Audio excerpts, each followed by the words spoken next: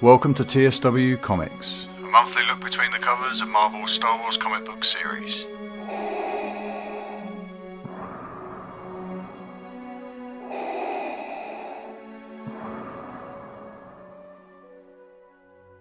Hello everyone, welcome back to TSW Comics. This is issue number 5. I'm Mark. And I'm Rob Cast. And I'm Tim. Yes, that's a third voice. Yes. We are really spoiling you. Yeah. Tim, do you want to let everyone know who you are? And why you felt it was necessary to gate crash our podcast? I'm Tim. I'm from the Nerd Room Podcast, which is a member of the Star Wars Commonwealth Podcast Network. I do a bunch of writing on the TSW website. I've partaken in a few roundtables. And myself, like these two gentlemen here, I'm an avid comic reader, particularly in the Marvel and Star Wars world. Yeah, I thought it was probably prudent to invite you on, Tim, so that Rob had another comic book aficionado on board with him, rather than just dealing with me. I was going to say Canadian. No, not at all. No, instead of just having someone that hasn't read anything ever and can't speak intelligently about a thing. I thought it would be good to get. It's nice to have you on board, Tim. So we've got a few bits to talk about. In fact, the biggest story we've got to talk about this week, Tim, is something that you've written. But I think before we get to that, should we just talk about our month in comics and what we've been... Because I've actually read some stuff this month. I'm very proud of myself. I thought it might be a good idea to kick around what we've been reading over the past month. So, Mr. Cast, your pull list is a monster. Yes. What have you got to talk about this month? Well, we'll keep it to the Star Wars, obviously. But, Indeed. My comic book guy has standing orders. If it says Star Wars on it, pull it. And that includes the most recent Star Wars, the Star Wars proper run. And I enjoyed that one because there was a whole lot of R2-D2 in that one, but I'll get to that later. Of course, Dr. Aphra, the Mace Windu started, and I was able to hop into that one. Captain Phasma, Rogue One, the comic adaptation finished up, and the Star Wars Adventures, the IDW. It's kind of like an offshoot Marvel, I guess. I'm not sure why Lucasfilm or Marvel would hand it off, but maybe it's more of a young reader's comic. But again, because my comic book guy is a good guy and he has those standing orders, it got pulled. So I read it, and it's pretty decent, like for a young reader's comic. What is it focused on, Rob? The IDW. It's just little stories. Like there's a story in there with Rey and Unkar Plutt, I believe, and he just he gets kidnapped because he has something. I don't want to give anything away because he actually has a little plot line that runs through. So it just adventures on Jakku before she gets tangled up with BB-8 and where we pick up from the Force Awakens. That must tie a bit with the Forces of Destiny stuff too, does it? Kind of all in that timeline. Yeah, exactly. Yeah, it's almost exactly like that. It's you can really see how they're trying to weave it all together. Mm-hmm. And then there's another one with Obi-Wan and what's his name? The guy at the diner with the forearms. Oh, Dexter. Dexter, yes. Yeah, so there's a little story at the end with Obi-Wan and Dexter, and how it's basically a quick little story, but it's almost like building where when we get to Attack of the Clones, you can see, oh yes, they have a little bit of history. We know that by watching the movie, but the comic just that's cool. Sheds a little bit of light on that. So IDW are doing an adaptation of The Force Awakens. Is it The Force Awakens they did, or was it Rogue One? Nope, Marvel handled both of those. I think IDW. Tim, you might know more about this. IDW are doing something because it's giving away. It's using deleted scenes, and I can't decide whether it was The Force Awakens or Rogue One. No, I haven't heard of that one. I've just heard of the kind of the young reader adaptations that they're doing there. Right. I haven't heard any more adaptations of any of the films, but I'm sure I've heard something. I think it was on Slash Film Daily where they were talking about it, so it might be upcoming. But I'll have to do a bit of research and maybe put something out on the site about it, because I'm certain they've said that they're doing it, and it seems pointless, but it is using something, some deleted elements somewhere along the line. But That's interesting. I was going to make the same point you did, actually, Tim, about how close this is to the Forces of Destiny. Yeah. Are they really, with this stuff they're doing in canon now, are they using up every square inch of space with expanded? Because they're running out of options here, aren't they? I think that they're trying to squeeze so much into that Force Awakens timeline without expanding beyond what's already been told. I think that's why they're having the issues there with jamming so much into that small portion of time with the Rey and Jakku. They can't go back and tell her backstory yet until they reveal whatever they're going to reveal in The Last Jedi and Episode 9 and that whole other time frame in between Return of the Jedi, or really Aftermath, and The Force Awakens is probably all off limits until they're done telling at least this first trilogy. Yeah. So I think they're jamming so much. It's like what they're doing with the current comics too, is that they're jamming a lot in between A New Hope and Empire, because I think they've got something cooking up between Empire and Return of the Jedi. Like it just seems like they're very bound in their time frame as to what they're allowed to tell. That's a good catch, actually, Tim, because that's fertile ground to sort of tell if we're pushing Shadows of the Empire out of the way. There's fertile ground there to explore that period of time between Empire and Jedi when they're laying the groundwork for the Han Solo rescue, and you've got the plans for DS2 and all that stuff to be caught. Sorry. Yeah, it seems like they're really using when they had permission finally to play in the Lucas sandbox. They're using every grain of sand in there. Like they're really pushing the edges. It's fantastic. Like I love it. And I think Tim, I gotta agree with you too that there's certain threads they can't pull yet.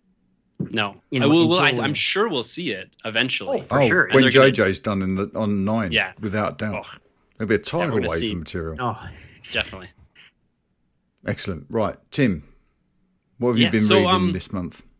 I've actually used this month as my catch-up month. I was really far behind on all my Star Wars reading, but right now I've caught up with Vader. I went back and read the Cassian and K2. I jumped into the new Phasma, and I'm slowly catching up on Afra here. I did read the annual just recently, and then I've also gone back and started recollecting the original 77 run.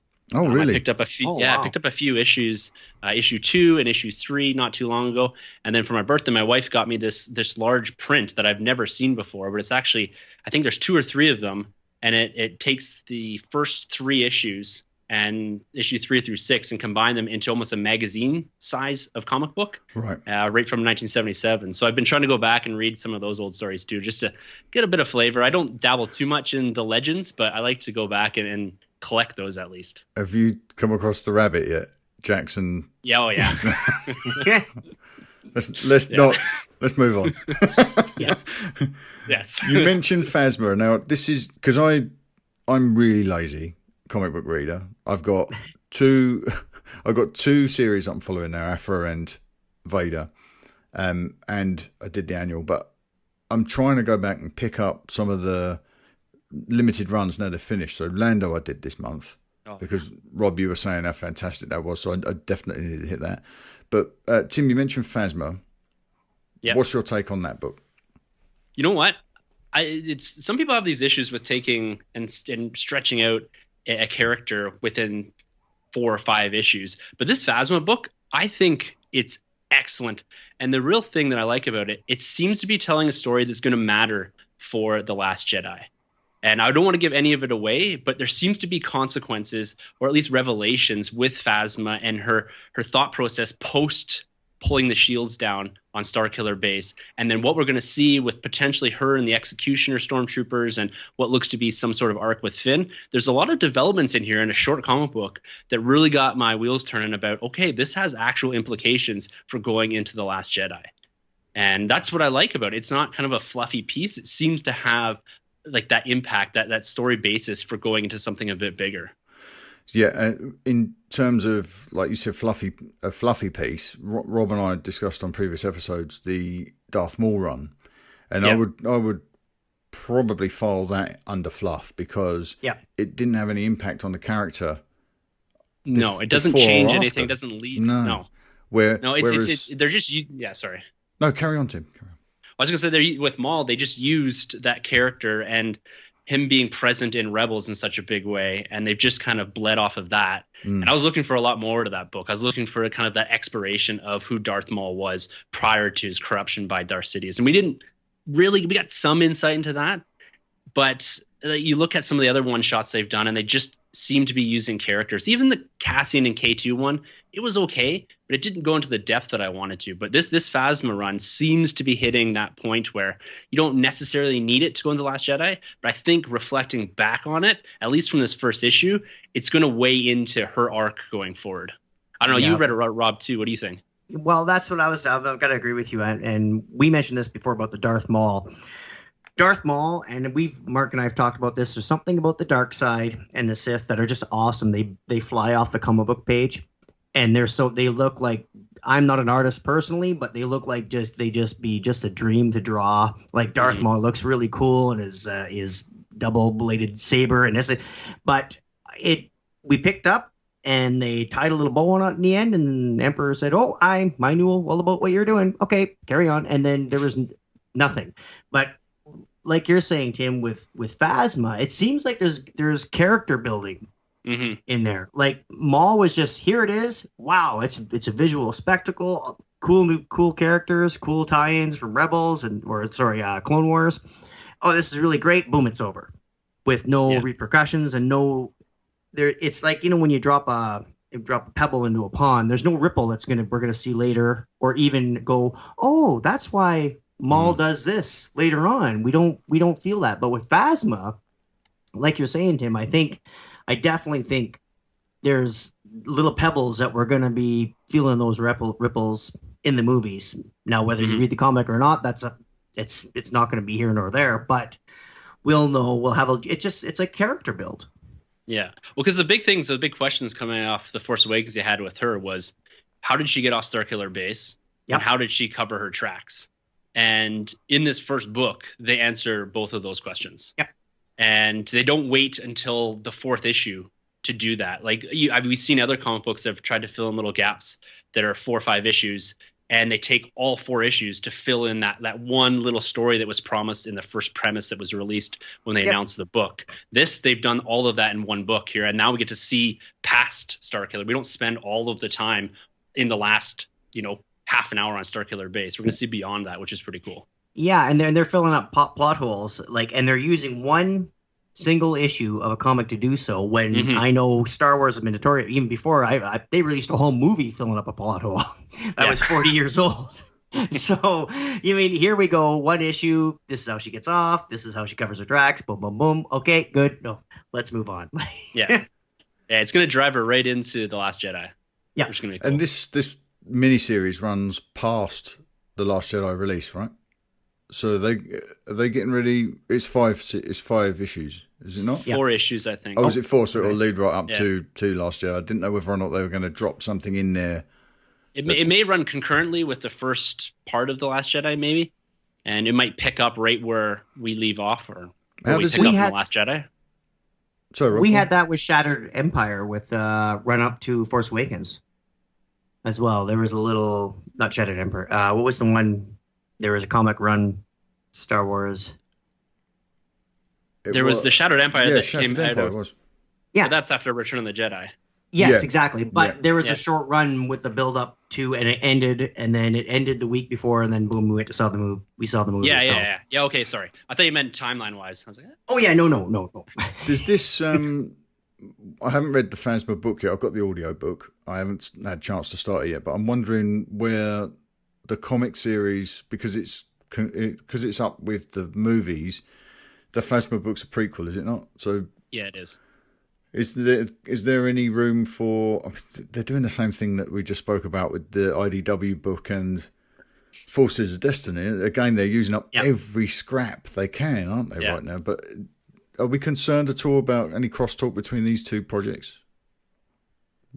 I don't know if they're going to cross over much, but I would be hazard to guess that there might be some inferences, but probably they're quite separate, because I think this takes place or at least the Phasma book takes place quite a bit before The Force Awakens. It goes through, because I know there's a Crimson Stormtrooper in there, and it goes through her dark past and kind of building into who she is in The Force Awakens. So they seem to be building this character for a much larger piece in whether it's The Last Jedi or Episode 9.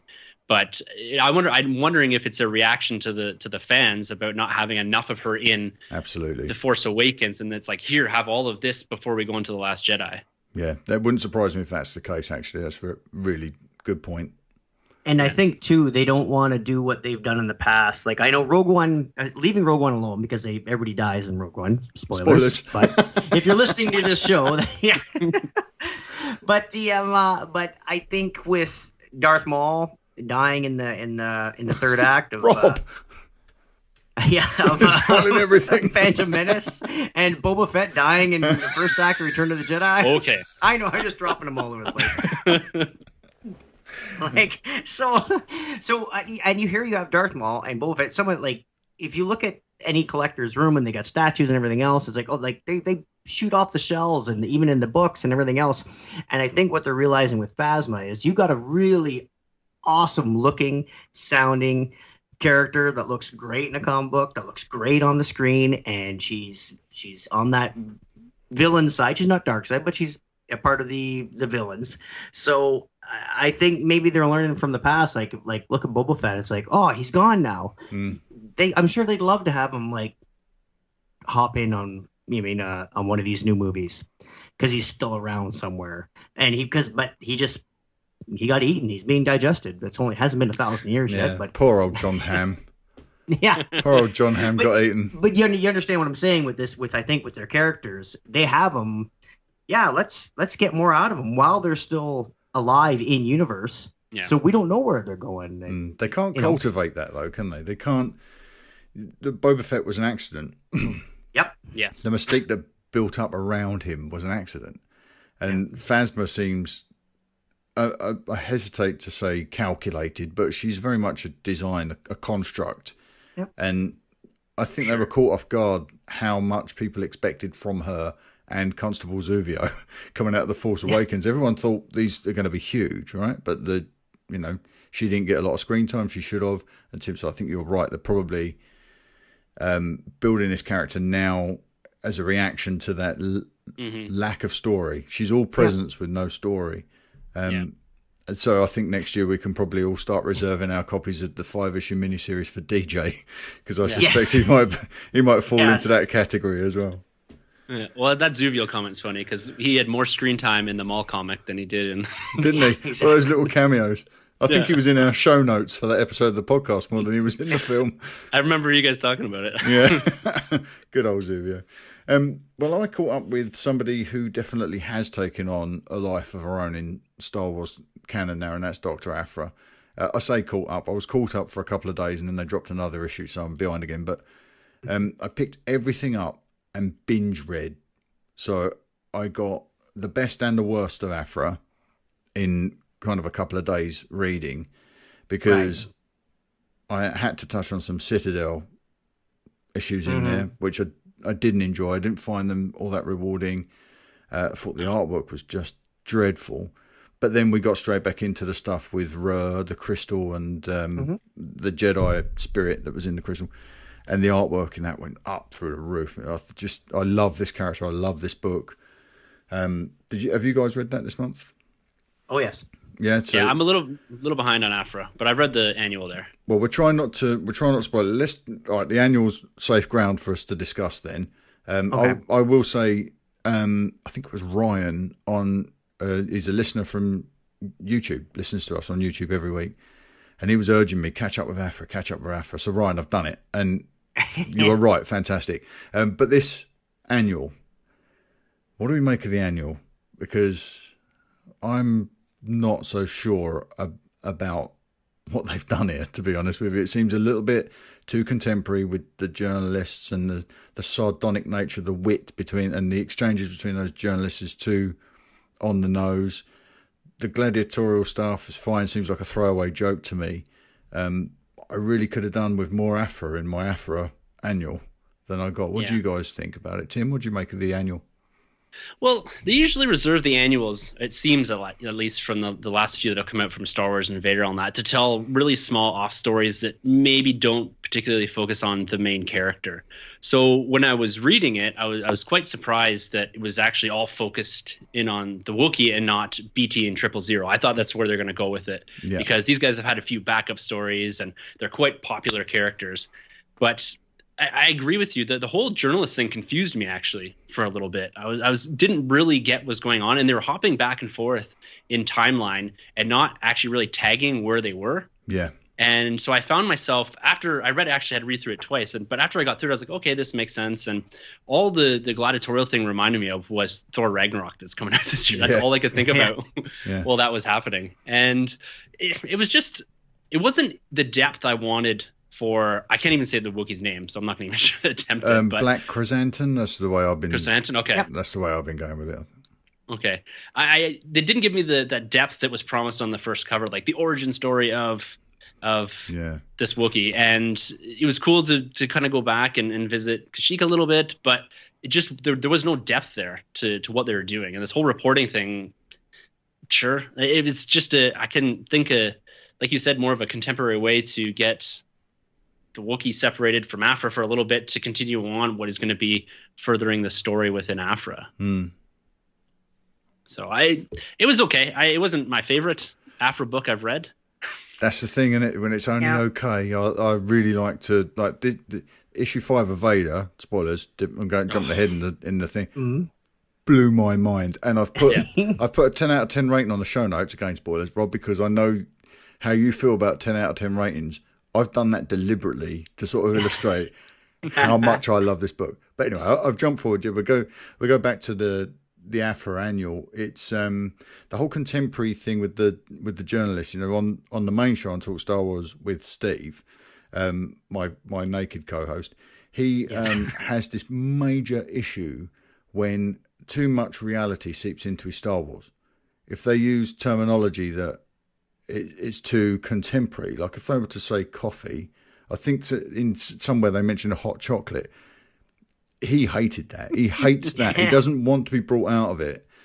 And so when I was reading the Aphra annual, that's all I kept thinking about. Oh, you know, this Steve would hate this because there's too much contemporary stuff. You know, talking about the Vine instead of the web and sneaking out videos and things. I really don't need that minutiae. That's Star Trek. That's not Star Wars to me. So that kind of rubbed me the wrong way. Rob, what are your thoughts on the annual? Well, the annual, it was interesting. It was like it's just another dive into the characters. But my overall opinion about Aphra was, it picked up from the first Vader run, which was awesome. And it was like, oh, here's this character. I expected nothing, because for me it was, here's a standalone comic, our first standalone comic that doesn't have Han Solo, Luke, Vader, Leia, Chewbacca, 3PO. Like, it doesn't have all these. It was just, here's a bunch of brand new characters that you haven't seen on the TV or on the big screen, and here it is. So I expected nothing, and then I was pleasantly surprised. So I don't know if because my bar was so low, but I'm like, oh, this Aphra is really, really good, and it got better and better and better. But it seems with Dr. Aphra, when you include the annual and Screaming Citadel, when it veers off the Dr. Aphra style and story, it loses something for me. I don't know. And we've discussed this about Screaming Citadel, saying, I think it's like, oh, we're going to have the Star Wars run is so amazing. And now you got Aphra, and you're going to have Aphra and Luke. This is going to be the best. And we just set the bar so high that it couldn't help but fail in our eyes. You mean? But I think with the Aphra story, including this annual, when they veer it off, it's not Dr. Aphra anymore for some reason. It just, it's like it's walking this tight line, this tightrope, that when it goes a little bit off, it goes off. Yeah. But on its own, if anybody were to come up to me and say, I'm new to reading Star Wars. Oh, you got to read Vader. Obviously, the Star Wars, the main run's pretty good. And I know you're not going to pick it up. Like, you won't grab it when you walk in the store, but make sure you look for Dr. Aphra.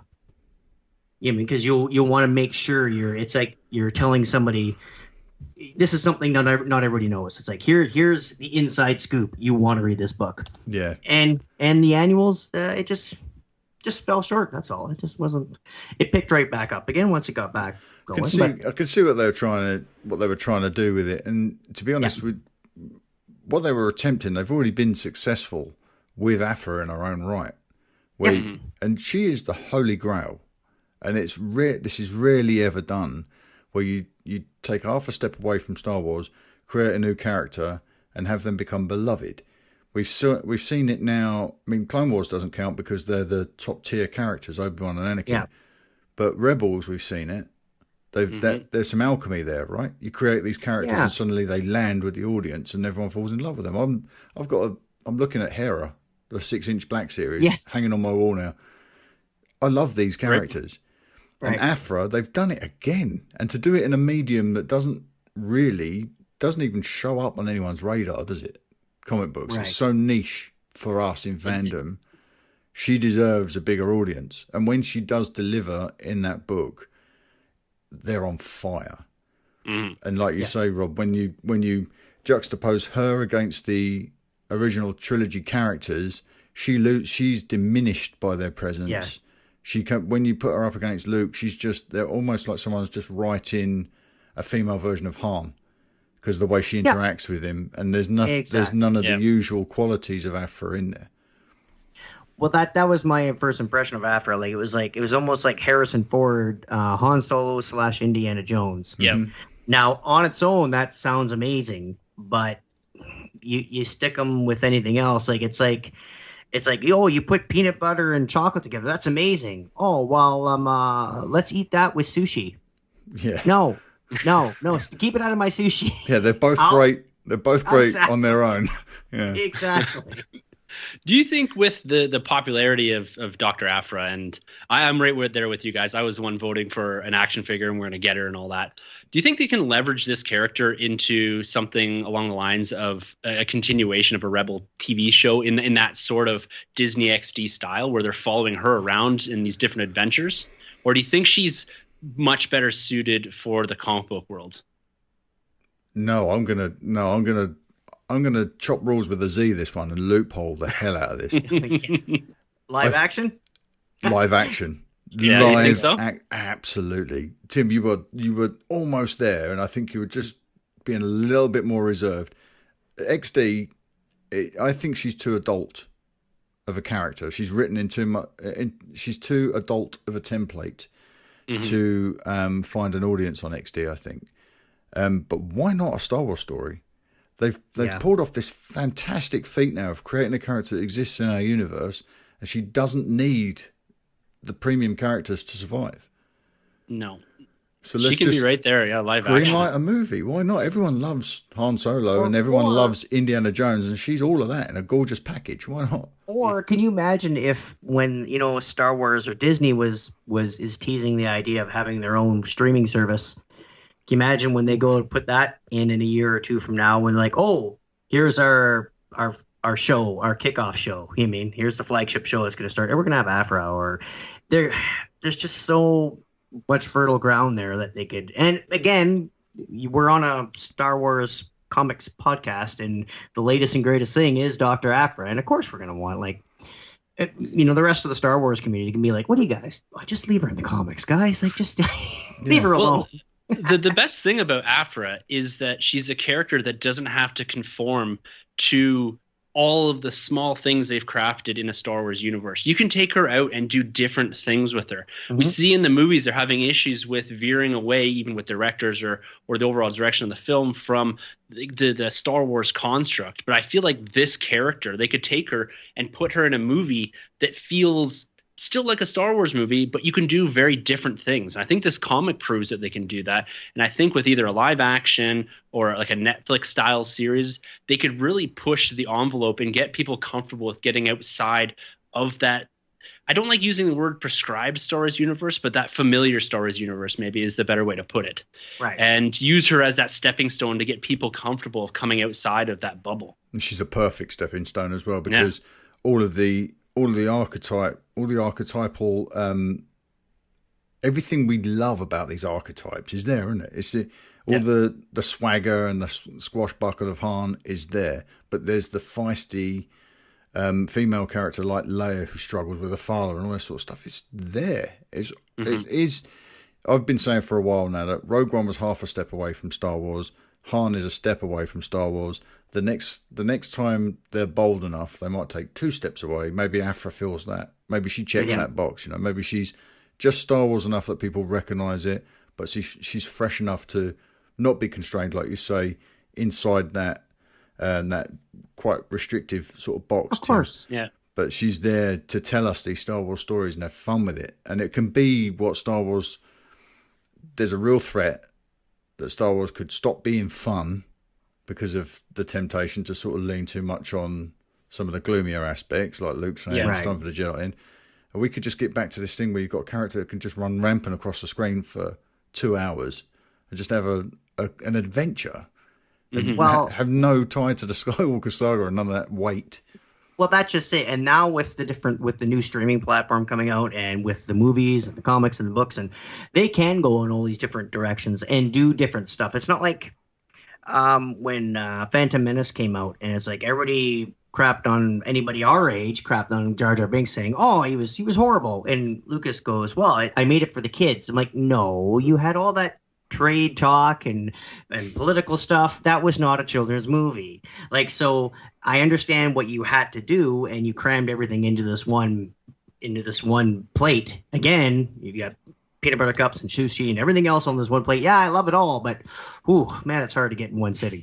But now they don't have to do that. They can have, here's 13 episodes on the new Disney Netflix Disney Flicks. Disney Flicks. Disflix. It would be such a shame to waste Aphra on a TV show, I think, because she could do so well with a big budget and that dramatic ending where you think, I can't wait 2 years, I can't wait for another one. Mm-hmm. Rather than like binge watch it and forget some of the, Tim, you just watched Defenders. I've finished Defenders. Have you completed it yet? Oh, yeah. Defenders? Yeah. Binging through that, some of the finer pieces get lost, I think. And if you've got just a 2-hour thing to deal with, it's easier to revisit and you don't miss so much, do you? Or they can roll it out like they're doing, I know the other franchise, Star Trek. They're coming out with, I know they're on the CBS, but with their new show coming out in the next couple of weeks, they're rolling it out 1 week at a time so people can savor it. And I'm sure if they came out with a Star Wars show like Rebels, and every week there's a lot of us that recap it and watch it and really get into the minutia of the episode, then we move on to the next. But like you said, Mark, whenever something is given to me, here's the whole series, I miss so much. I just I'm what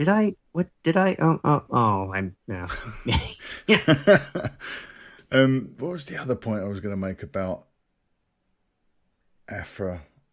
Oh no, the other point I was going to make, I'm going to just go off the comic book focus for a second, because we were talking about the streaming service. I put it out on the Kessel Run this morning, just briefly hinted at it, but I've emailed Peter at /Film Daily about a comment he made on his podcast about the streaming service. Actually, he was talking about the Star Wars anthology naming convention and how Lucasfilm very quickly rebranded as a Star Wars story for films like Han Solo and Rogue One.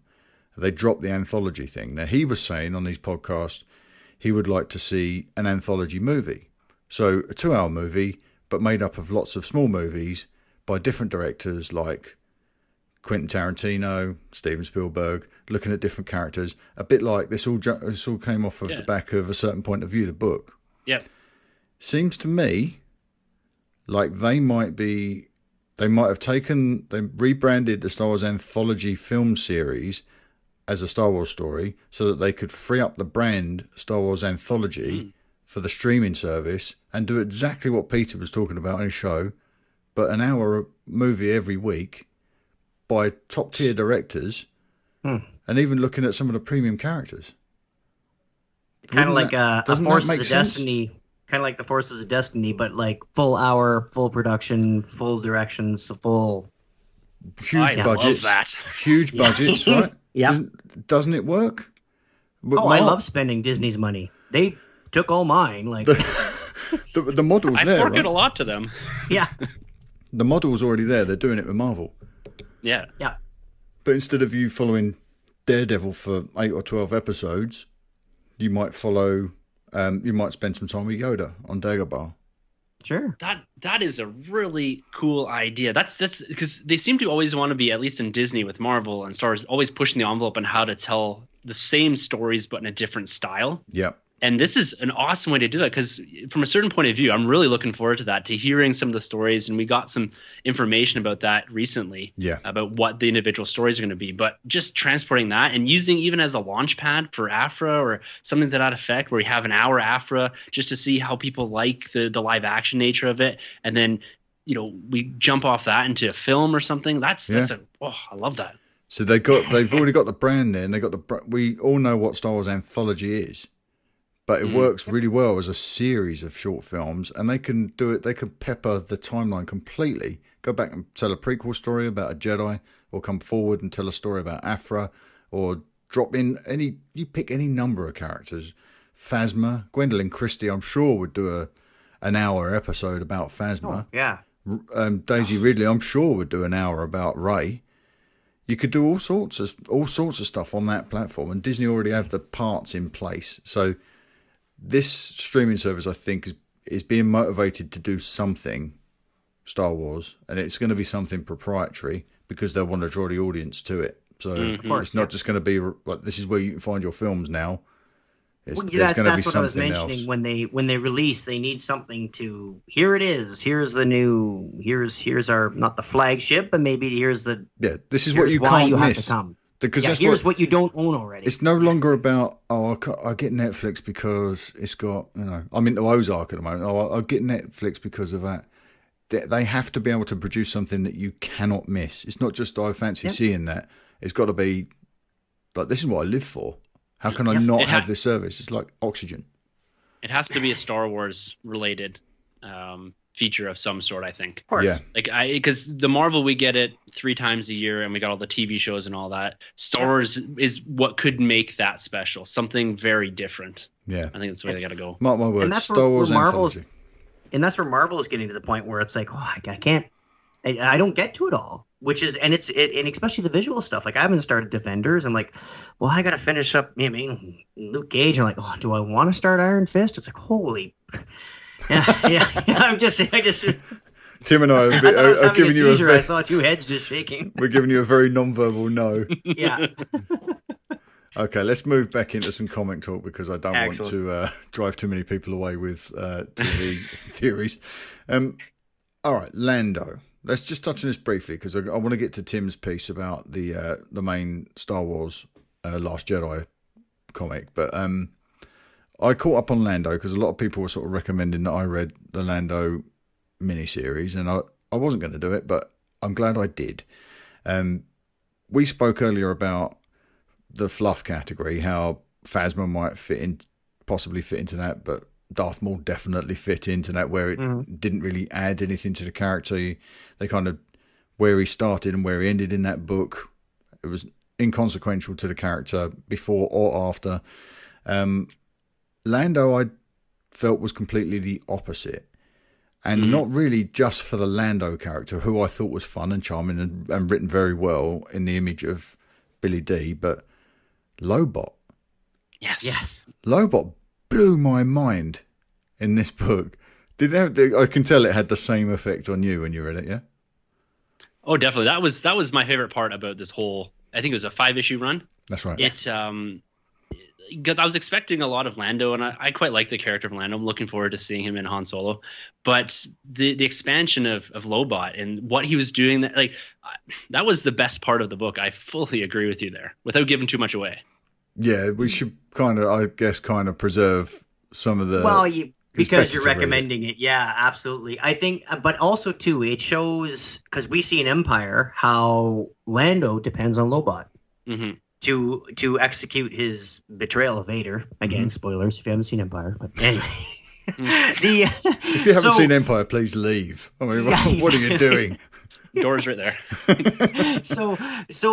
it just shows... Okay, we understand he's got these things on his ears, and you don't know quite what he is, but it just builds a little bit. Oh, I get it now. then now there wasn't any question when you watched Empire, but now it cements it going, oh, that's where that loyalty comes from.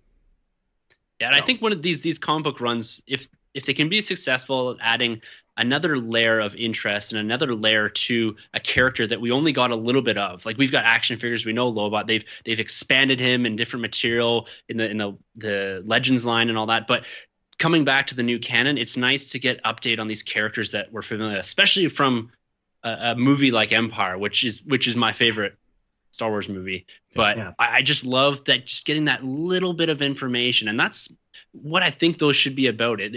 It's never going to bring, I don't think, the amount of depth that maybe we want to a character. They're always going to leave most of that for the film, I think. But if we can get these off characters that we're never really going to see focused in on a film, I think that's what they can be really successful at with these. And this is where that really hits. It's almost like they were at Disney, and it's like, hey, we just bought Lucasfilm, and they're like, okay, we're gonna redo the comics, and we're putting it under the Marvel banner, and like, okay, you over there, what do you want to do? I want to do a Lobot run. No. All right, can I do a Lando run and have a minute? Yes. Okay, Gary, you go off and do that. Yeah. It really works.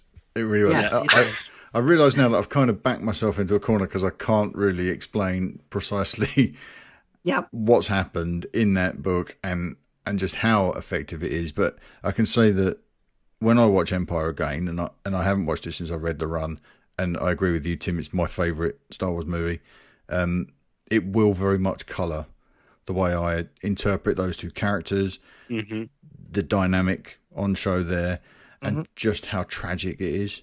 And I'm looking forward to the Han Solo for a multitude of reasons, but one of those reasons is the prospect that maybe Lobot might be in there somewhere. And he's got to be. Wouldn't that be cool if they just sort of do that? Wouldn't that blow minds? Right. If he's in there and he's the version we recognise from the comic book run on screen, wouldn't that be cool? And it is very much it'll be the ripples out in both directions from that book's place in canon. When we see Lando before, it will colour the way we view him, and when we see them interact in Empire Strikes Back, it will colour reviewings of that episode now because of what they've done in this book. That is quality writing at play there. We went over this right in the beginning when Mark approached me about putting this episode, this podcast together at TSW Comics. And this is before Afro really got up and running, and we were getting ready for the new Vader launch. And like, so I was like, yeah, I'm really enjoying this new Afro thing and this and that. I'm like, but my first words were like, oh yeah, like grab Lando. And then Mark's like, Lando? Like, out of all the stuff out there now, it's like, no, trust me, it's just, you'll be surprised. It's one of those ones, if you have time, pick it up, grab it, read it. You don't have to worry about it interfering with anything that's going on. You can just, I know who Lando is. Oh, yeah, there's that guy with that stuff on his head. Okay, good. Yeah, it reads well in a trade too.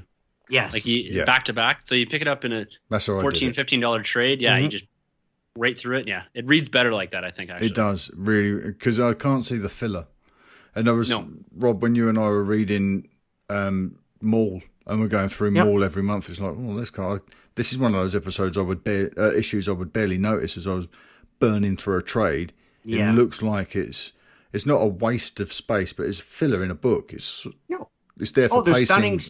Stunning panels, but on their own, it's not a very satisfying read. But then I'll be picking up these mini runs now as trades. Like this month, I'm probably going to pick up Han.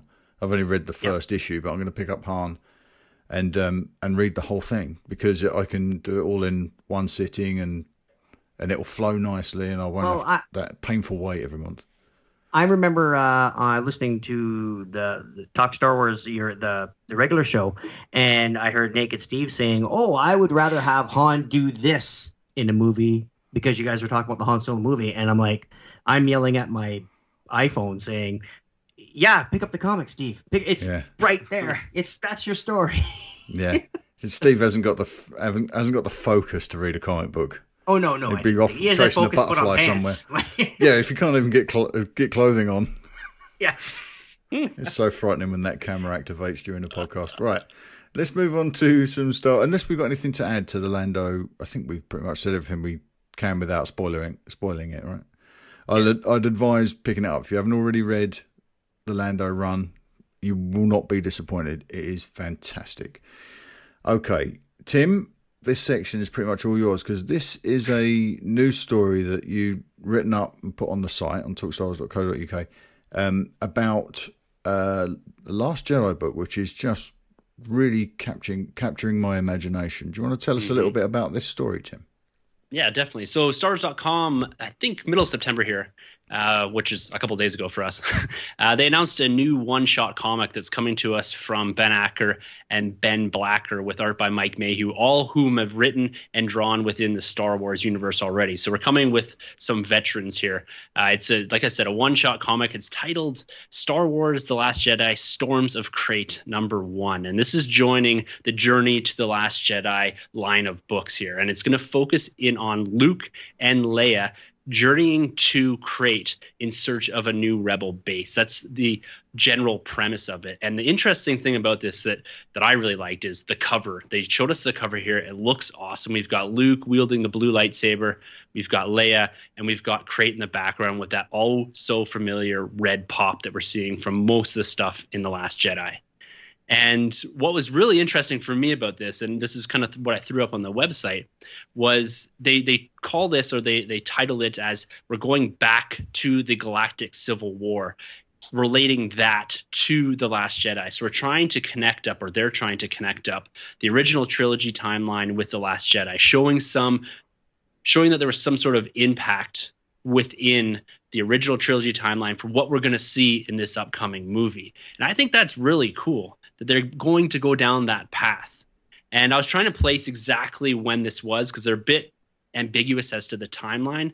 They're calling it the Galactic Civil War. To me, it looks like it's probably in that familiar Marvel area of between A New Hope and Empire Strikes Back. We've got Luke with the blue lightsaber. We've got Leia here. It just seems like, at least to me, that they're out hunting for that base post the Battle of Yavin. So my guess is, if I had to take a wild stab at this, is it's going to come between this and Hoth.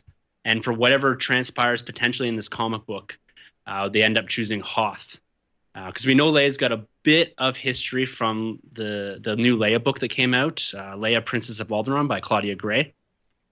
So we do have some backing there. That takes place about 6 years before this comic book drops in the timeline. So it's interesting they're starting to build up that Crait actually has some importance to it beyond just The Last Jedi. We have Leia having a lot of history with it, and that's potentially why we see them on Crait building a resistance base, or at least at some point in the movie. That's amazing. Yeah. Sorry, Rob, go on. I was just gonna say I like that it's Star Wars does this a lot where people complain that everything ties in, but there's nothing wrong with having this little sprinkle from the past pop up a little bit later. And for the comic book reader, because we're like, oh, look at this. Oh, I just read about this. There, it's on the big screen. It's almost a feeling of, oh, I know I got more out of this movie than I anticipated because I happened to read the comics. Yeah, well, what does that make any sense? Yeah, of course it does. Yeah, I mean, what this is continuity, isn't it, Tim? It's going right back, and like you say, it's dropping the pin in the OT just after the Battle of Yavin, and it's linking it straight into what we're about to see now, some 3 and a bit decades later. Yeah. And it's retroactive continuity in the best possible way, where it's taking a new element and dropping it back in canon. So it looks like when you go back, it doesn't matter if you come to this franchise, like Rob Charlie could come to this later and she could discover, it was all one big plan. It's all one big design. Because it's intelligent enough to look like the seeds have been sown early on.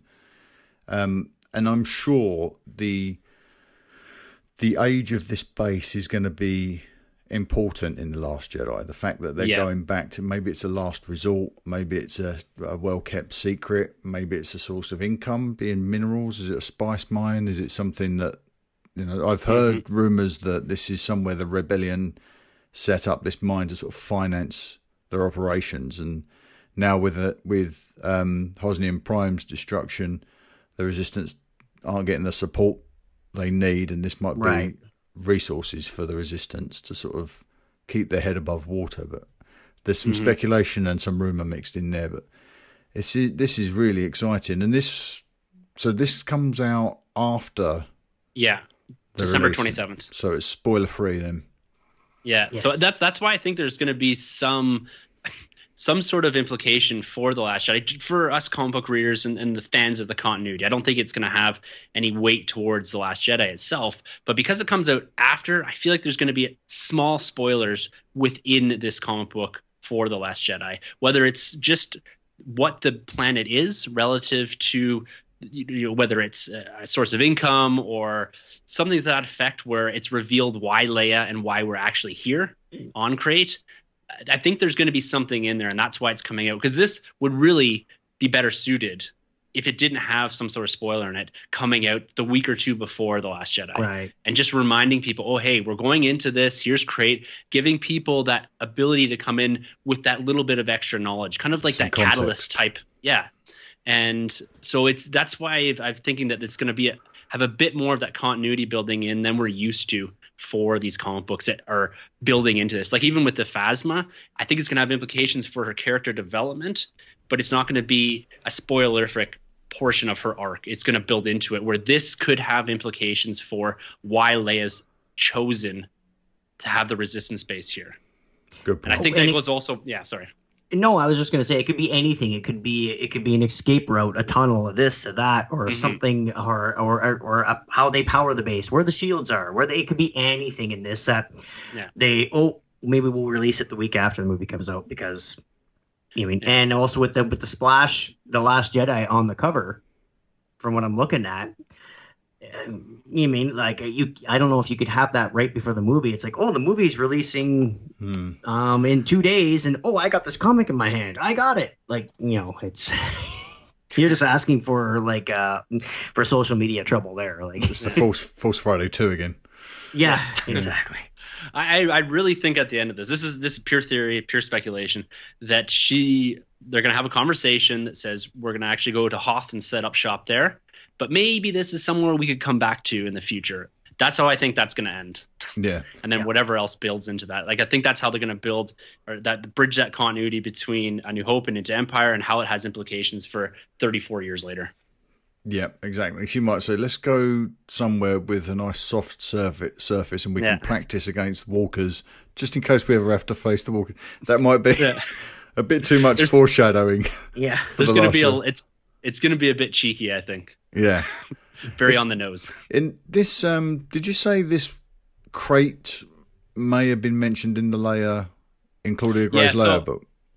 I've just started Leia, Princess of Alderaan there, and there is a mention of Crait. She actually, I don't want to give too much away, but she actually does journey to Crait. The book takes place about 3 years before the Battle of Yavin, so this comic book and her interaction, I'll say, with Crait and what's going on there is about 6 years apart. So there is some world building in the Princess Leia book, the Claudia Gray one, that potentially could be referenced in this comic book as well. So there's a few different layers of continuity that they're building up as we go into The Last Jedi with this planet. So it seems to have some significance with Leia. So coming at it from the Leia perspective, we can rule out any Force connections with Crait. So there's not likely to be a temple or anything like that, right? No, I can give this away. It's not really a huge spoiler. There was a rebel outpost, a small one on there at one point. So there is a history with the rebellion there. And then I won't give away how all that transpires and what kind of builds into that, but there is some good continuity in there that I'm curious if it will be referenced in this or not. That's interesting. All right. Well, not very long to wait. No. So 3 different layers of media that tie Crait together with books, comics, and a film. They're really investing in that. Maybe they're trying to drive up the real estate value. It's I'm looking forward to it. I'm a little bit confused though with the terminology. So it's a one shot, but it's also a number 1. Yeah, so they always do this. It's immensely confusing. Yeah, one shots will get a number 1 on it, but it's only a single issue. It's just, I don't know if that's how they do it, but it's not. Sometimes they'll tag it with a 0 issue. Right. Sometimes it's number 1. I suppose number one has a specific connotation to amateur comic collectors, doesn't it? They might think, I'll buy 6 of them, I'll bag and board the lot. It's like the Cassian and K2 was tagged with a number one as well, and it was a one shot. Yep. And the 3PO and all the other ones they had. Oh, yeah. Oh, well, I will be picking this up without a doubt. Definitely. Thank you for that, Tim. And you should, if you haven't already read Tim's coverage of this sort of news and Rob's reviews of the comic books, then I suggest doing so. Head over to talkstarwars.co.uk/books, and you'll find all that stuff aggregated there. All right. Shall we?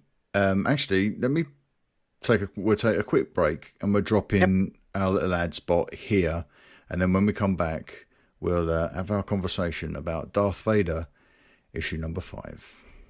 If you'd like to support what we do here at Talk Star Wars, you can do so by becoming a TSW sponsor. For as little as £1 per month, given securely via PayPal, you'll help us keep the lights on here at Talk Star Wars. When you become a TSW sponsor, we will automatically make you a TSW VIP. As a VIP, you'll get access to an exclusive stream of content that provides you with a daily podcast called the TSW Kessel Run, membership to the TSW VIP Facebook group, priority releases of shows such as the TSW Toy Box and TSW Comics. You'll also get priority access to the TSW Feature Com series and weekly Facebook Live and AMA sessions. There are also newsletters and a monthly prize draw. Head to talkstarwars.co.uk/support and become a TSW sponsor today, and the Force will be with you always. Okay, we're back. Right, let's talk about the marquee item for the evening. The 10 out of 10, the unilaterally rated. I'm taking the advantage of being the moderator. This is a 10 out of 10 book, Robcast. I will not have you say it otherwise. Darth Vader, issue number 5. Guys, how good was this book? You hit it. 10 out of 10, man. Unbelievable. You talk about adding depth to a character. And canon. Adding to the character, adding to canon, blowing my mind. Goodness me, it was fantastic. I know the pages you're talking about, and I mentioned to you this to you before, that I picked it up from the comic book store, and then I read it, and then I put it on my nightstand, and I looked at the time, and I'm thinking, it's nighttime for me. So, Mark's probably gone to bed. I'll wait till tomorrow to message him. And then you had the Kessel Run all about it by the time I got up to go to work the next day. So yeah, it's kind of eating away at me. In the Star Wars, yes, 10 out of 10. Yes, that is a rare thing for you, sir, and I appreciate your tolerance of breaking your rule. But it does something that we've spoke about a couple of times tonight. It does something where it does ripple through both the character in ways we can discuss in just a second, but also through canon with the way. And I think it's probably fair to say, we're going to speak freely about this book, right? So if you haven't read the book, big spoiler warning. If you haven't read the book yet, stop the podcast now. Come back later.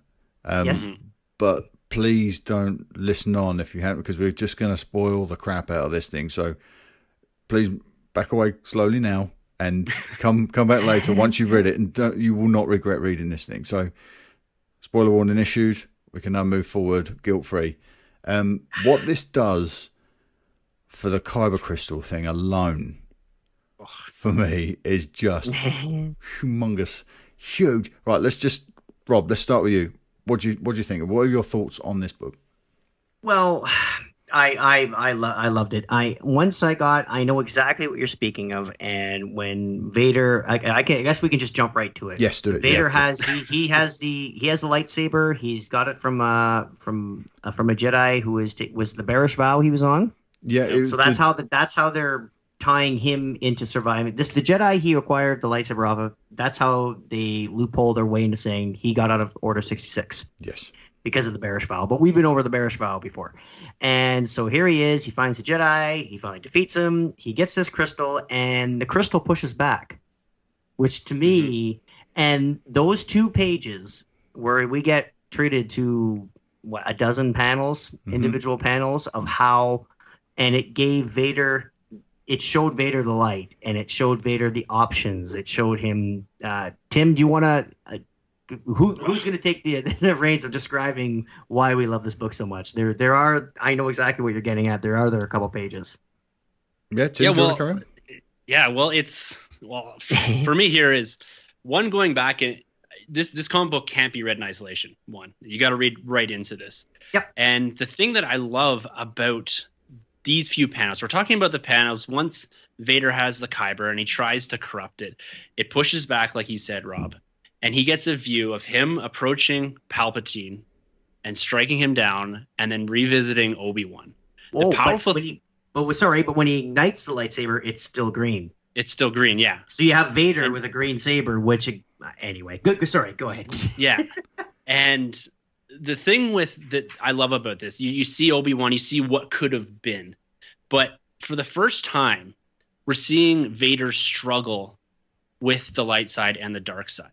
Mm-hmm. Every iteration that we've got of him, he is, with the exception, I think, of the battle with Ahsoka in Rebels, you don't ever question his loyalty to the dark side. Here you start to really see that. You see that vulnerability in Darth Vader, in Anakin Skywalker, I'll even say, that we haven't seen, and at least in proper canon now, anywhere. And that's why I love this. It explored a different element. Like in Rogue One, we got the Vader we all wanted. Yep. In the build up to him turning to Vader, we got to see Anakin Skywalker struggle with the dark side while staying on the light. Here he's in the dark side, struggling with the light. This is something that we saw with Ben Solo in The Force Awakens. We're seeing so much here in so few panels. It's brilliant what Charles Soule has done with the writing here and how he's built this character to a point in 5 short issues. We do not see this very often in the comic book world. No, absolutely. And in Star Wars storytelling as well, he's been given probably the biggest gift, like the juiciest gift of someone giving him this thing and said, look, here's run at this thing, add to canon. You're adding a spoke to the wheel. You're developing this Kyber thing. It just giving that Kyber agency enough to say to Vader, no, stop, think about your options. I mean, it's not done in dialogue, and so the way I'm sort of framing this now is odd, but what they've managed to do with this beautiful narrative and these wonderful illustrations is give the Kyber agency as if it's saying, please stop and think about what you're doing. There is hope. You can go back. And he explores, it's almost like he's being shown a vision, like Rey's Force vision of an option. A way that he can stop everything dead, get what he wanted from the outset when he tried to make the deal with Padme on Mustafar. Tried to say, this is to save life at the end of the day. He had an option to dial everything back. You can't unkill those kids, but he had the option to dial back his story, his path. And the other thing it did as well, the agency element for the Kyber Crystal was fantastic. The other thing it did as well was show that Anakin perhaps expects Obi-Wan to still be alive, but the planet we see him, Obi-Wan, on in Vader's vision shows he has no idea where he is. Because the way that's illustrated is clearly not Tatooine. Exactly. Yeah. So it's framing the fact that Obi-Wan's position is completely masked from Vader, but that agency thing, and then it's so those few panels, every moment it shows, every illustration is an incredibly painful moment for Anakin.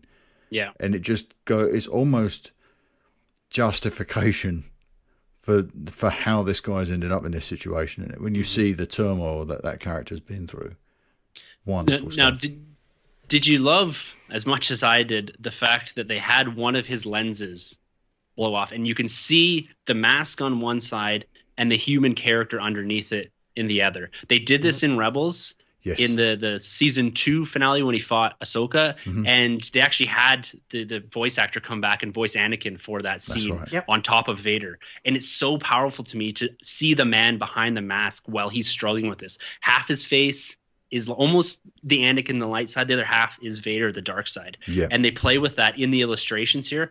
I thought it's so subtle, but it's so brilliant seeing his pain in his eyes underneath that mask. That's a sight of Vader we rarely get to see. You talk about balance of the Force. I mean, that if we constantly ask the question, what is it? What does it mean? Anakin's is balance. He is the balance. And that's what balance is. It's this tumultuous relationship between what's right and what's wrong. And with Anakin, it's personified to the extreme. And yeah, you're right. We might as well have been looking at the yin yang there, the black and the white, because it's that perfect balance between the character of Vader and the character of Anakin. And I adore that about this character. I love when you can see, even in the OT, if you go back and rewatch it, you can see moments where Anakin's kind of peeking through. The exchange in Empire with Palpatine over the hologram. And when he confronts Luke on Bespin, I see Anakin in those moments. This is Anakin he's reaching out for someone for help. Woefully misguided, but he's reaching out for help. It's not Vader. Vader was in that corridor on the Tantive at the end of Rogue One. That's Vader. And there's very little Anakin in there. That's the monster of his own making, right?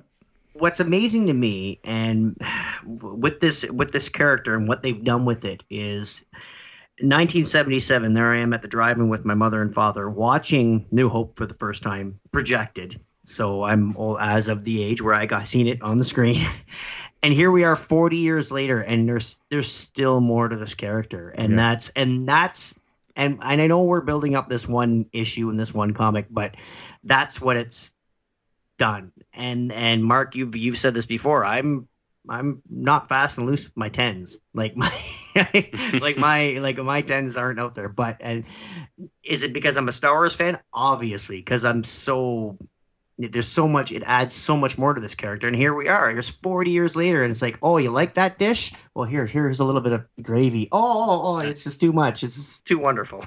Yeah. Now the two splash pages, while he's corrupting the Kyber crystal here, they go through every painful moment that we saw in the prequels up until this point, and it ends too with just Palpatine's face. Yeah. Like I love seeing that back and forth. And then the way they've illustrated the flashback moments are almost in black and white, and the present moments are in color. It's just so well drawn. Well, I have some issues with the art, but it's so well depicted in these few panels that you just get all of it. There's not a single word on these two splash pages, and you get everything from the tortured soul of Anakin to what eventually comes out the other side and is Vader. Yeah. Like, this is almost the transition point. We see the end of Revenge of the Sith as him turning into Vader. It's almost actually this point in time where he finally decides, all right, I am Darth Vader now. Anakin is dead. And there's so much of that. I think in the Vader book, if I recall right, there was also a point in time where he kind of battled himself in his head and eventually kills Anakin. There's some other point here, but within the original Vader run. Right, yeah. I find that this, more so than anything, is that turning point for Anakin until we get to Return of the Jedi. Yeah. Like, this is such a significant moment to depict in comic book for this character. It's unbelievable what they're able to accomplish here. And that last line of Vader's as well, I think, is isn't it something like, "This is all there is"? Isn't that the last line he has when he's struggling to sort of bleed that crystal? This is all there is. Yes. Yes. I find that so heartbreaking. And when you think about that final frame of that image, like you said, Tim, of Palpatine's face, that could either be it's almost used like punctuation. It's either this is the cause, this is either the cause of Anakin's downfall or Vader's salvation. You can interpret that both ways.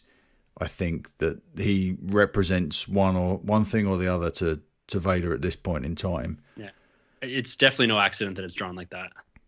No, it's a great book. Ambiguous. It really caught me off. It pushed me off guard because I got completely lost in it, and then the bit where he first confronts and ignites that green lightsaber, I thought, what's going on? I had to go back. I thought, I've got to go back because clearly I've missed something. But then I realised did the same thing. I hadn't missed anything. It was just, and then I got the chance to sort of absorb all that again. It was sublime. Yeah. Definitely 10 out of 10. Absolutely.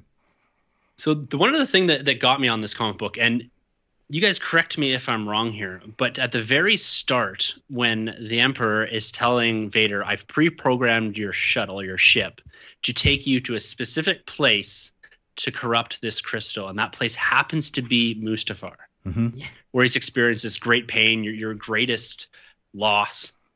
And is this the first mention in canon, in the new canon, of Mustafar being a bit more than just where Anakin died, in air quotes here? That it has some bigger meaning to the Sith rather than just being... I'm trying to think back to Clone Wars, and I'm trying to think to the visual dictionary of Rogue One and what we got out of Vader's castle, and if that was actually mentioned. But because this seems to imply that Mustafar has a much deeper meaning for the Sith. Or am I interpreting that wrong? No, I think you're absolutely right. I think in the visual guide for Rogue One, I think it might be in there, but I've assimilated this information somewhere. I think it's a visual guide that Palpatine put, or Sidious put Vader on Mustafar at the point where he fell, because that's a painful point for him, and he's almost putting him there as punishment, or like you need to suffer, immerse yourself in the dark side. This is your penitence. But I think now what I'm gathering is that there's some significant dark side activity at that point as well. Maybe that was created by the fall of Anakin, the dark side activity, or maybe it's something more ancient. But I think you're right. The line is, deep beneath its surface rests a locus for the dark side of the Force. So whether that was created by Anakin at that point, or whether there's something bigger. Because this eventually goes on through context in Rebels, and I believe Ahsoka, the book as well, is that post Order 66, this is where Jedis go to die, and there's a lot more to this. But I'm wondering if this is the first seed to that idea that there's actually more here than just a place where Anakin fell, where the Emperor pushes Vader to go to torture him, and then where eventually they end up taking Jedi that survived the Purge and torching them. And this is where we see Vader in Rogue One. So there's a lot of significance to that, because as far as canon goes, this may be hinting at a little more as to what we're going to see Charles Soule build in this comic book. Now, I agree with you contextually. There's some other mentions of it, but I'm still struggling whether or not this is the first mention that there's something bigger to this for the Sith. Yeah, you might be right. It does feel right. Sorry, Rob. But no, sorry, but possibly. I've always taken Mustafar as a place where Palpatine just keeps Anakin or Vader, because that's where he lost. Physically, he was destroyed. He was burnt, and that can't be a pleasant memory. And this is where he believes he killed Padme. And this is where his old mentor beat him in a duel, and his ego was torched as well. So it's almost like you just keep him fuming. It's like... it's like whatever goes wrong in your life. That's why, that's why people don't. Maybe if they lost a loved one, they visit the cemetery once a year, but they don't go every day because they don't want to be too much agony. Yeah, too much agony. Yeah, exactly. And if they keep Anakin in agony, you keep him as Darth Vader, and you don't lose him to the light. There's an element I've mentioned a number of times. I think we'll wrap up. I'm conscious of the time, Tim, but so we'll wrap up in just a sec. But there's an element from. I think it was from Shadows of the Empire, and I've mentioned this a few times on different shows, but Vader was using the dark side of the Force to heal himself in that little pod that we see on the Executor. He was using the dark side to heal himself, and he used an image of Obi-Wan to enrage himself, and when he was that angry, the dark side was more effective and he started to heal, and then the joy he felt at his results opened up to the light side, and the results started to fade. So here we see Anakin in Rogue One in the Bacta tube. Is that what he's doing? Are we learning that the locus of the dark side on Mustafar, is it some and the element of torture for Anakin being there as Vader? Is that something that's fueling his attempts to try and rebuild himself physically, perhaps? Yeah. Because he's been dangled this carrot by Palpatine, isn't he, about using the Force to sort of extend life, prolong life, and cheat death. So maybe he's trying to crack the code, and Mustafar is the best place for him to do that. Yeah, that sounds. Yeah, I really like that. There's so much more to this, and I hope we get them diving a bit deeper. And they've dangled a little bit in various different, whether it's Rogue One or here. They need to dive a bit deeper into this now and build this up, because again, we're in a time frame where they do have the ability to explore these ideas in more depth, and they will have implications for things further on. But the character of Vader, outside of what we could get in some anthology film or something like that, or a Star Wars story film, that character we're not going to see much more development here, and this is the opportunity, I think, to do that, to build that story. It's the books and the comic books that are going to build Vader from now on. Yeah, true. Yeah, agreed. And I think too, with this, I don't know what's with this run, we're getting the explanation of how he makes the red lightsaber, and then we finish this amazing book, and then it shows the cover for the next book, and there's an Inquisitor. So boom, like it just mind blowing. I know. What are they doing? Honestly. Yes, October 4th, I believe. That's when that's going on. So yep. Yeah. Well, yeah, I was going to bring that up. I'm glad you did, because flipping to the back of this and like, what can they do next year? Oh, now we're getting the origin story of the Inquisitors. Exactly. Fantastic.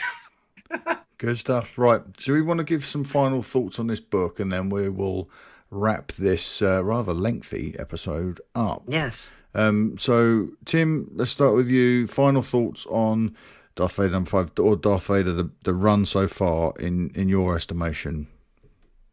Yeah, I'm going to go with the run here. Issues 1 through 5 are a must-read, almost back-to-back. I find, again, these are much more exciting individual issues.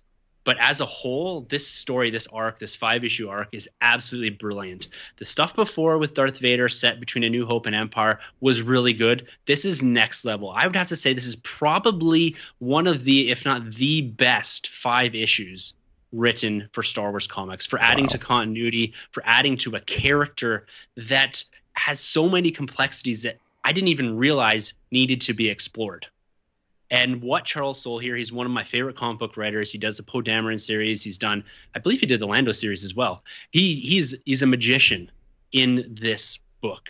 And there's so much here. And if you're a fan of Vader, if you loved what you've seen in Rogue One and you want more of this character, outside of the books, there's the Lords of the Sith. This is where you need to be. I am one of our co-hosts on the other podcast, or my other podcast. He's a huge Vader fan. He praises that Vader and Anakin are his character, and I'm right there with him. This is unbelievable. Like we've said through this explores that yin and yang of Vader, of Anakin, of that true torture of this character and what we see behind the mask going forward into the original trilogy. This is a must read for any Star Wars fan. Well said, sir. Rob? Well, as we, my benchmark, I say it all the time, it's, you measure out of all the comic books on the planet. A lot of people measure things like to the Dark Knight or the outstanding books. For this one, this run, these, like, as far as if you had this as a trade paperback, like Tim said, 1 through 5, this does for Darth Vader what Dark Knight did for Batman. Mm-hmm. And if you're a comic book fan, and I hope so, if you're listening to the show, that should just say, I don't think I have to go anything more than that. Again, I'm not fast and loose with them, but yeah, this was a 10. Yep, absolutely. There's not really much more for me to add to what you gentlemen have said. It is very high on my list of outstanding pieces of fiction connected to Star Wars and this new expanded storytelling, alongside little things like Perfect Weapon by Delilah S. Dawson and Bloodline by the wonderful Claudia Gray. This does something for Vader I didn't think was possible. It's elevating the art form of comic books. It's doing so much for Star Wars canon, just in general terms. What it's adding to Star Wars canon in terms of the Barish Vow, Bleeding Crystals, all of that stuff wrapped up inside the turmoil of Vader. Sublime, absolutely sublime. Yeah. And if you're not reading the Vader run, rectify that immediately. Well, of course. And then I should just add one more thing. It's almost like if you're not a Batman fan and someone hands you the Dark Knight, you're going to be entertained. You're like, oh, this is your 10. Same thing with this Vader. If you're not a Star Wars fan and you pick up okay, this is your 10. Like, no, obviously, I mean, like, it just does that so much. If you're like, I thought I knew everything there was to know about Vader, and no, apparently not. No, I think we all had that feeling. Yeah. After flipping back a few pages, did I really just read that? It's just amazing. It's just amazing. All right, let's wrap this thing up then. We'll come back next week. I think we're obviously going to look at the next issue of Darth Vader and whatever else we pick up in the meantime. Tim, I sincerely hope that you'll be able to join us again, maybe next month. I would love it. Perfect. We will make it work if everybody's happy with that. Right, let's get out of here because I know, Tim, you've got commitments. Rob, where can people find you when you're not on this?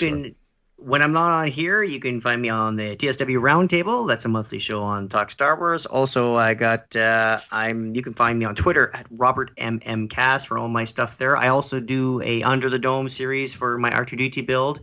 Summer's been a little busy, but there's going to be some new stuff, exciting stuff coming out in September. And also on September 30th, October 1st, I will be in Hamilton, Ontario at the Hamilton Comic Con. So if you're around, tweet at me. The rest of me's there, and I'll meet up.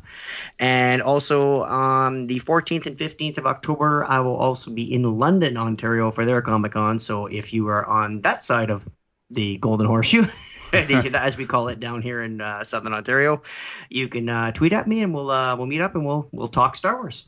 Hey. Look how that worked out. See what I did?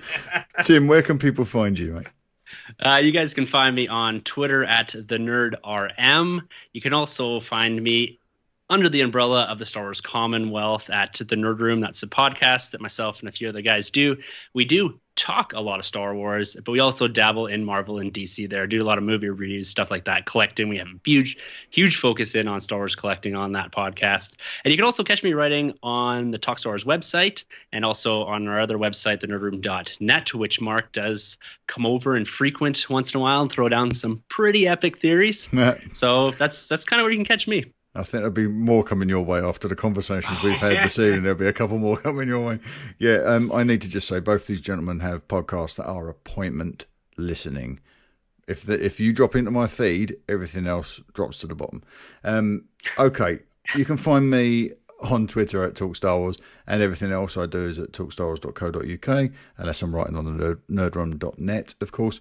We will return next week when we intend to look at the next Darth Vader, of course. It will be an 11 out of 10 book by next month, and whatever else we're up to in terms of comic books over the next month. Thank you for joining us, everybody, and we will see you next time. Talk Star Wars is a proud member of the Star Wars Commonwealth Podcast Network. Find us at StarWarsCommonwealth.com alongside The Tumbling Saber Podcast, the Generation X-Wing Podcast, the TSW Roundtable, the Skyhoppers Podcast, and the Nerd Room Podcast. Head to StarWarsCommonwealth.com and take your first steps into a larger world.